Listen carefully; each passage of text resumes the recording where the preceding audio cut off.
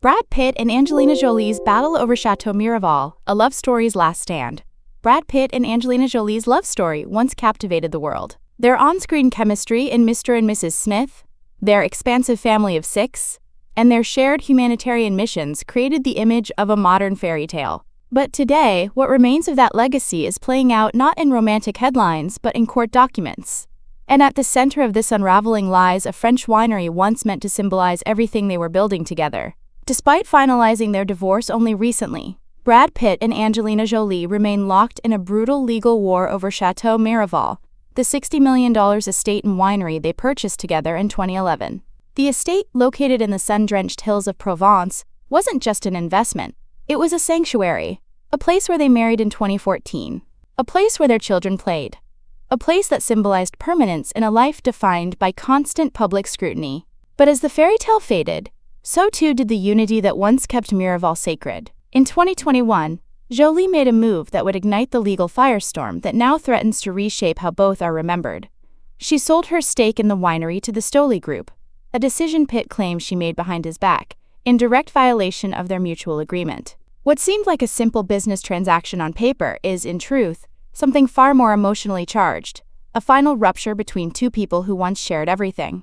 Pitt has now taken a bold legal step. He's asked a court to compel Nouvelle LLC, the company through which Jolie owned and sold her share of Miraval, to sit for a deposition. He's also demanding testimony from Tenute del Mondo, a subsidiary of the Stoli Group that acquired Jolie's stake. Why? Because Pitt believes he was deliberately kept in the dark, not only about the sale itself, but also about the strategic negotiations that occurred behind closed doors. According to court filings, while Jolie was still in supposed talks with Pitt and his business partner Mark Perrin to sell her stake, she was secretly providing detailed financial information to Stoli, including insights allegedly derived from confidential discussions with Pitt's team. In one filing, Pitt alleges that in May 2021, while appearing to negotiate in good faith with him, Jolie's legal team was simultaneously feeding Stoli the very metrics they needed to outbid him. The final sale price, $65 million. Pitt never had the opportunity to match it, never knew the real terms, never got the chance to keep Miraval in the family. To him, this wasn't just a matter of money. It was about trust, about dignity, about the ability to protect something that, despite the broken marriage, still represented a piece of his soul. To the public, Miraval is a vineyard. To Pitt and Jolie, it was once home, a shared vision, a place where their children ran barefoot through the lavender fields, and where the world briefly saw them not as celebrities, but as parents, artists, and partners. Pitt didn't just invest money into Miraval. He poured himself into it creatively, helping oversee architectural restorations, collaborating on the winery's signature rosé, and tying his image to its brand. It wasn't simply a passive asset, it was a living, breathing embodiment of a chapter in his life that he clearly hasn't let go of. When Jolie sold her stake without warning, and to a party Pitt had previously refused to work with, it wasn't just a business move. For Pitt, it felt personal, a deliberate closing of the door on any sense of shared legacy. Interestingly, Jolie has remained publicly silent about the lawsuit. No interviews, no statements, no clarifications. Was it a calculated legal silence?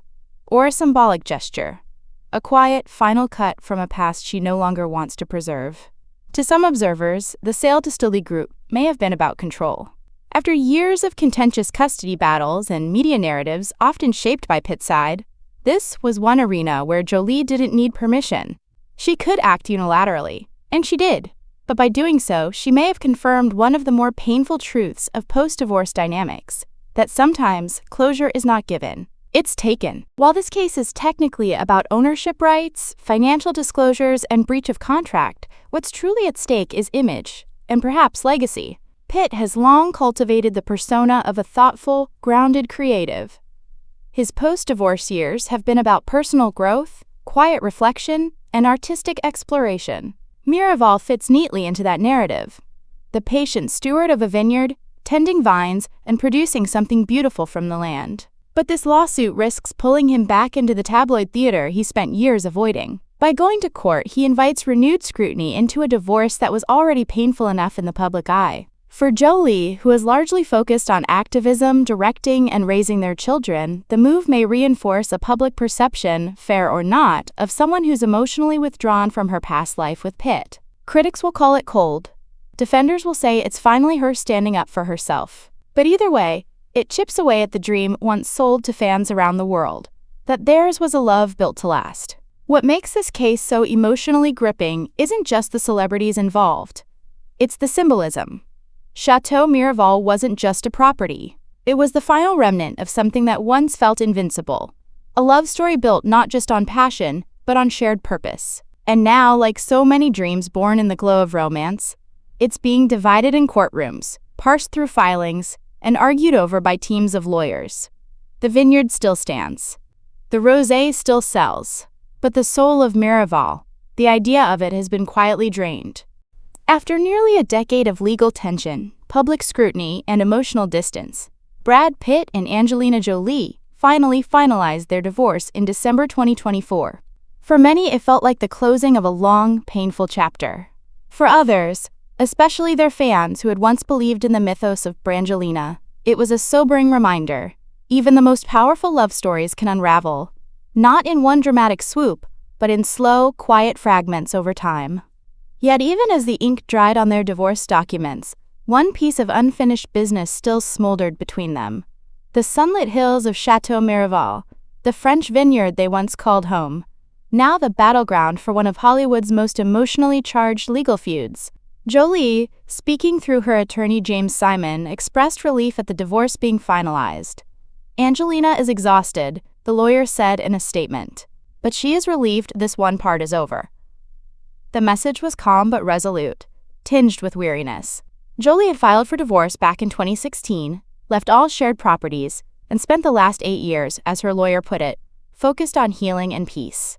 But while Jolie publicly acknowledged the emotional toll, Pitt had a very different take. When asked about the finalization, he dismissed it almost casually. "No, I don't think it was that major of a thing," he told GQ. "Just something coming to fruition. Legally." It was an unexpected response from a man who once seemed publicly devastated by the split. But perhaps it wasn't coldness. Perhaps it was his way of accepting what he could no longer change. Just weeks later, at the premiere of his high-octane racing film F1, he reflected on past mistakes. "No matter the mistake," he said, "you just learn from it and move on." And in that same breath, he offered a glimpse into the kind of man he's trying to become at 61. "At my age, I see how important it is to surround yourself with the people you love, the people who love you back. Friends, family, that's it. From there, we get to go make things." It's a pretty simple equation. Simple in words, perhaps, but life and love rarely is, especially when it comes to Miraval. While the divorce is over, Pitt and Jolie remain deeply entangled in a legal war over Château Miraval, a $60 million estate in the south of France that once symbolized the hope of something lasting. It was where they got married in 2014, where they blended their family, where they dreamed of building a legacy beyond the screen. Today, it is no longer a home, but a symbol of betrayal, of control, and of all that's left unsaid. In 2021, Jolie sold her stake in Miraval to Stoli Group, a move Pitt alleges she made secretly and in violation of their mutual agreement. He claimed she was negotiating with him and his business partner, Mark Perrin, even as she was quietly finalizing a deal with Stoli. And worse, court documents allege that Jolie's legal team provided inside information to help Stoli outbid Pitt without giving him a chance to match the offer. The sale price? Around $65 million. To Pitt, this wasn't just a financial blow, it was a personal betrayal. Miraval wasn't just a business, it was a deeply emotional investment. One he had helped restore, cultivate, and brand with his identity. He had tied himself not only to the estate, but to the ideal it represented: permanence, creation, and family.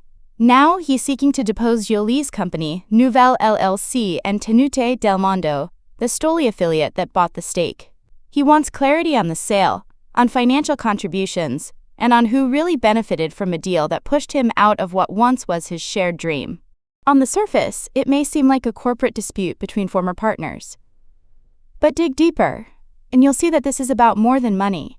It's about ownership of memory, about the right to preserve what was once built together, and perhaps most of all, about dignity.